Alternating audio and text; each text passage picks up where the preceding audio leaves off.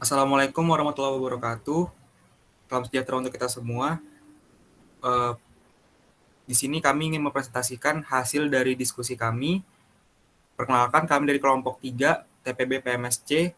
Kami di sini mendiskusikan tugas besar yang berjudul analisis regresi statistik jumlah produksi dan tingkat konsumsi beras terhadap stok beras di Jawa Tengah. Adapun anggota kelompok kami yaitu yang pertama Rizky Romano Manurung, yang kedua ada Erlan Zendi Hafaiz, yang ketiga Muhammad Lutfi, yang keempat Raffi Dafal Fikri, dan yang kelima Fikri Firman Hidayat. Yang pertama, bab 1. Adapun latar belakang pada tugas besar ini adalah beras adalah bagian bulir dari padi atau gabah yang sudah dipisahkan dari sekam. Sekam secara istilah disebut juga lemma, bagian yang menutupi, dan palea, bagian yang ditutupi. Beras merupakan kebutuhan pokok masyarakat sehari-hari karena hampir sebagian besar dari penduduk Indonesia mengkonsumsi beras sebagai bahan utama makanan pokok. Beras juga merupakan produksi pangan utama masyarakat Indonesia. Hampir seluruh masyarakat Indonesia mengkonsumsi beras setiap harinya. Hal inilah yang mengakibatkan komunitas beras mempunyai nilai yang sangat strategis selain karena menguasai kebutuhan hidup orang banyak.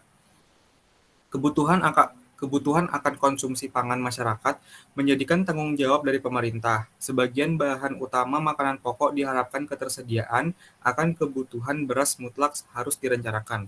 Oleh sebab itu, maka perlunya pemerintah menyediakan pasokan kebutuhan pangan untuk menyiapkan konsumsi pangan tersebut. Selain itu, adanya pasokan pangan juga dapat digunakan sebagai persiapan dalam kenaikan angka konsumsi pangan, kekeringan, dan bencana alam lainnya. Indonesia adalah negara besar dengan populasi penduduk yang banyak sehingga kebutuhan konsumsi pangan khususnya beras juga banyak. Supaya tidak terjadinya ketimpangan antara ledakan populasi dengan ketersediaan beras, maka dibutuhkan perencanaan kebutuhan konsumsi beras.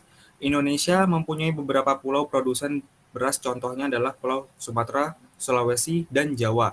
Di samping itu, pulau produsen beras paling besar dan utama yaitu ada di Pulau Jawa, khususnya ada di Provinsi Jawa Tengah.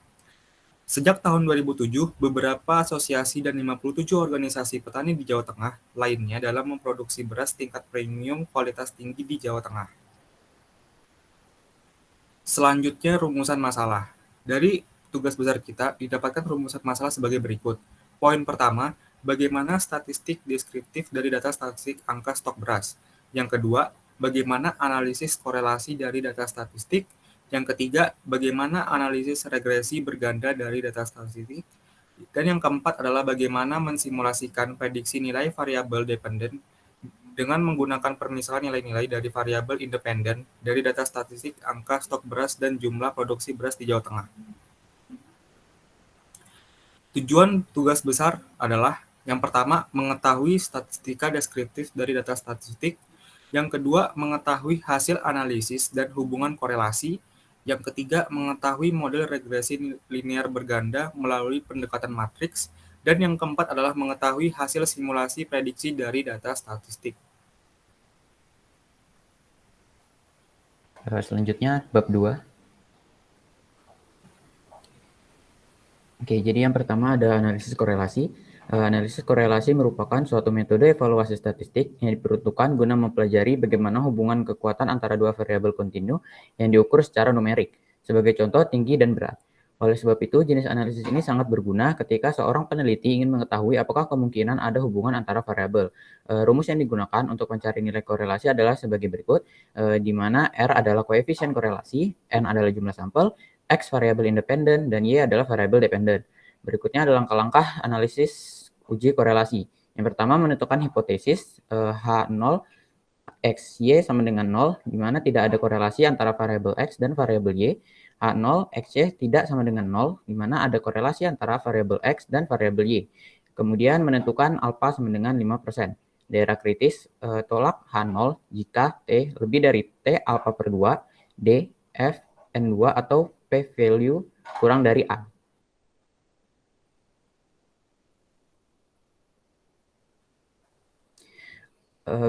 Berikutnya analisis regresi.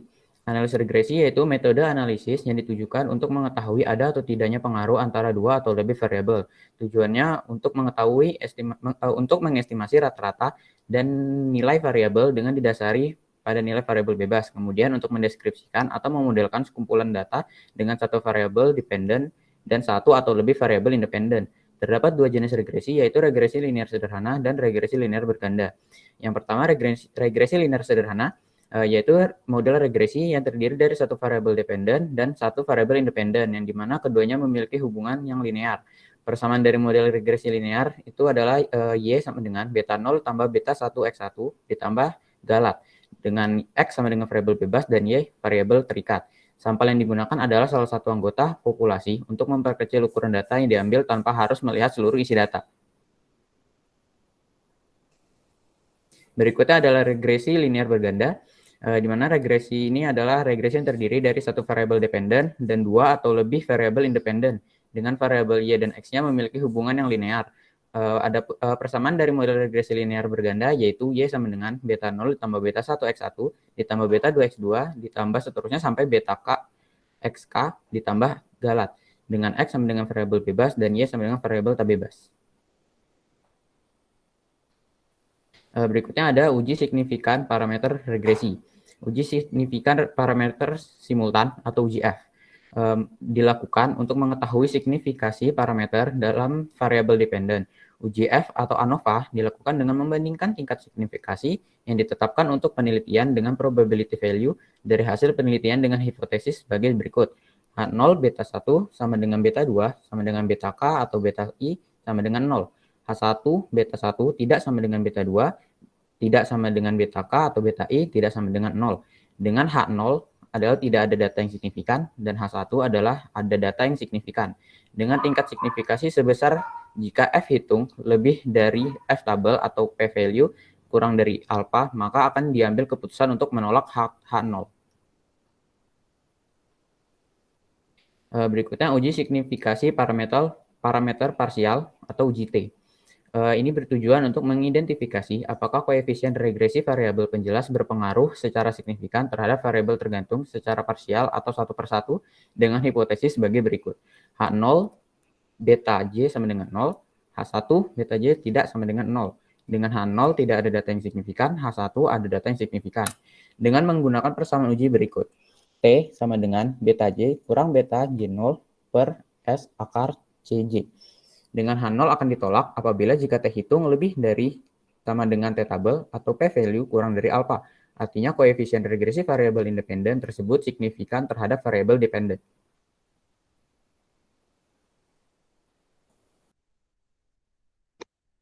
Baru masuk di bab 3, yaitu analisis dan pembahasan. Pada di bagian pertama yaitu ada karakteristik data. Perhitungan statistik deskriptif dilakukan untuk mengetahui karakteristik data yang kita lihat dari nilai standar deviasi, mean, variance, dan nilai minimum dan maksimum.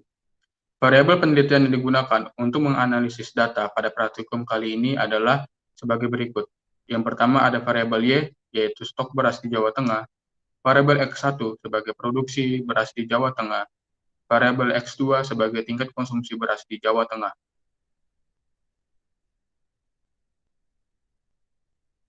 Berikut adalah hasil minitip statistika deskriptif dari data yang diperoleh. Berdasarkan tabel 2.3, dapat diketahui bahwa rata-rata stok beras yaitu sebesar 11.149.244 ton beras dengan varian sebesar 3,54332 plus 13, di mana nilai minimumnya sebesar 844.309 ton beras dan nilai maksimumnya sebesar 28.133.467 ton beras. Rata-rata produksi beras yaitu sebesar 246,2 ton beras dengan varian sebesar 26.350,4, di mana nilai minimumnya sebesar 1,8 ton beras dan nilai maksimumnya sebesar 222,4 ton beras.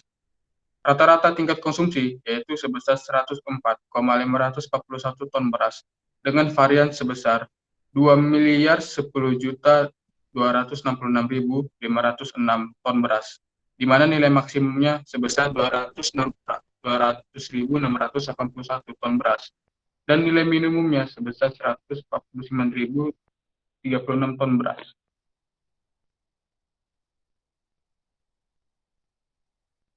Baru di bagian analisis korelasi, sendiri digunakan untuk menyatakan derajat kekuatan hubungan antara dua variabel dengan mengetahui hubungan antar dua variabel. Kita bisa mendeskripsikan bagaimana gambaran yang lebih bermanfaat dari data-data yang kita miliki. Berdasarkan data stok beras, produksi beras dan tingkat konsumsi beras di Jawa Tengah dapat dilihat pada tabel hasil Minitab berikut. Dengan merujuk pada gambar 3.2, menunjukkan berdasarkan scatter plot, nampak kedua variabel X1 dan X2 memiliki hubungan linear yang berbanding lurus terhadap Y dan semuanya menuju arah positif. Artinya, terdapat hubungan yang signifikan antara masing-masing variabelnya. Lalu didapat juga masing-masing nilai korelasi variabel. Lalu didapat juga hasil korelasi melalui Minitab sebagai berikut, yang dimana dapat bisa kita lihat pada tabel di slide, bahwa uji korelasi antara stok beras Y dengan produksi beras X1 dan tingkat konsumsi beras X2 untuk nilai korelasi antara variabel Y dengan variabel X1 sebesar 0,807, yang dapat dikatakan bahwa hubungan linear yang tidak terlalu lemah karena mendekati nilai 0. Nilai korelasi antara variabel Y dengan variabel X2 sebesar 0,877, yang dapat dikatakan bahwa hubungan linear berbanding lurus namun cukup kuat karena mendekati nilai 1.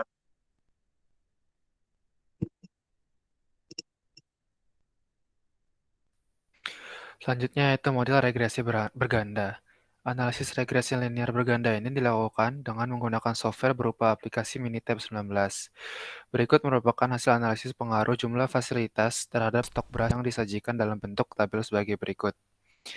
Dari hasil analisis di atas, didapatkan persamaan regresi linear berganda sebagai berikut. Berdasarkan hasil analisis di atas, dapat dikatakan bahwa pengaruh antara variabel pada X1 dengan X2 berbanding lurus, yaitu mengalami peningkatan sebesar 13.502 pada variabel X1, di saat variabel X2 sebesar 81,6.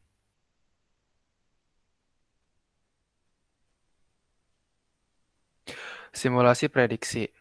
Analisis ini untuk mengetahui apakah nilai parameter berpengaruh terhadap model regresi yang diperoleh. Untuk lebih jelasnya adalah sebagai berikut. Yang pertama, uji serentak. Uji ini dilakukan untuk mengetahui apakah semua variabel independen mempunyai pengaruh yang sama terhadap variabel dependen. Pengujian ini dilakukan untuk menggunakan uji distribusi F, yaitu dengan membandingkan antara nilai kritis F-table dengan nilai F hitung yang terdapat pada tabel ANOVA. Berdasarkan tabel di atas, dapat diketahui bahwa nilai stok beras Y dengan produksi beras X1 dan jumlah tingkat konsumsi beras X2 berpengaruh secara signifikan terhadap model karena nilai p-value 0 lebih kecil dari 0,05, sehingga dapat diambil keputusan tolak H0 yang artinya terdapat minimal ada satu nilai parameter yang signifikan terhadap model. Uji parsial. Uji ini digunakan untuk mengetahui apakah nilai produktivitas jumlah absolut stok beras Y dengan jumlah produksi beras X1 dan tingkat konsumsi beras X2 berpengaruh secara signifikan terhadap model dengan menguji variabel-variabel tersebut secara terpisah. Adapun hasil uji parsial adalah sebagai berikut. Berdasarkan tabel di atas, dapat dikatakan bahwa produktivitas jumlah stok beras memiliki nilai p-value 0,001 lebih kecil dari 0,05, sehingga menghasilkan keputusan tolak H0. Artinya tidak dapat hubungan yang signifikan antara stok beras terhadap model. Dapat diketahui bahwa jumlah stok beras X1 memiliki nilai p-value 0,001 lebih kecil dari 0,05, sehingga menghasilkan keputusan tolak H0. Artinya terdapat hubungan yang signifikan antara produksi beras X2 terhadap model. Dapat juga diketahui bahwa tingkat konsumsi memiliki nilai p-value 0 lebih kecil dari 0,05, sehingga menghasilkan keputusan tolak H0. Artinya terdapat hubungan yang signifikan dengan stok beras. Selanjutnya bab 4, kesimpulan. Berdasarkan hasil analisis data yang telah kami lakukan, didapatkan beberapa poin kesimpulan. Poin yang pertama yaitu statistika deskriptif meliputi rata-rata jumlah stok beras sebesar 11.149.244 ton dengan standar deviasi sebesar 5.952.580 dan variansinya sebesar 3,54332E+13, di mana memiliki nilai minimum sebesar 848.309 dan nilai maksimumnya sebesar 28.133.467. Kemudian memiliki median sebesar 10.626.106. Rata-rata jumlah produksi beras yaitu 246,2 dengan standar deviasi sebesar 162,3 dan varian sebesar 26.300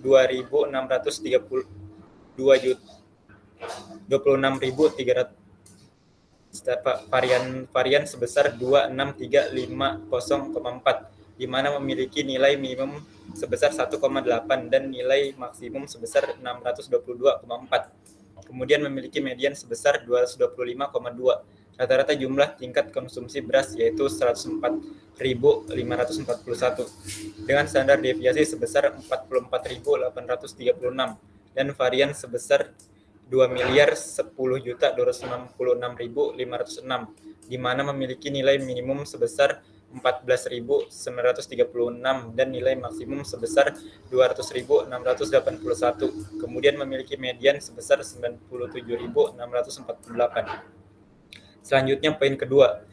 Pada poin kedua ini menjelaskan bahwa pada analisis korelasi diperoleh hubungan antara variabel Y dengan variabel X1 sebesar 0,807 yang dapat dikatakan bahwa hubungan linier berbanding lurus namun cukup kuat karena mendekati nilai 1. Nilai korelasi antara variabel Y dengan variabel X2 sebesar 0,877 yang dapat dikatakan bahwa hubungan linier berbanding lurus namun cukup kuat karena mendekati nilai 1. Selanjutnya pada poin ketiga atau poin yang terakhir. Pada model regresi diperoleh persamaan Y sama dengan minus 7,06145 kurang 13502X1 ditambah 81,6X2 plus E. Pengaruh antara variabel pada X1 dengan X2 berbanding lurus, yakni mengalami peningkatan sebesar minus 13502 pada variabel X1 di mana di saat variabel X2 sebesar 81,6. Sekian dari presentasi kelompok kami. Bila ada yang kurang dan lebihnya mohon dimaafkan. Terima kasih. Assalamualaikum warahmatullahi wabarakatuh.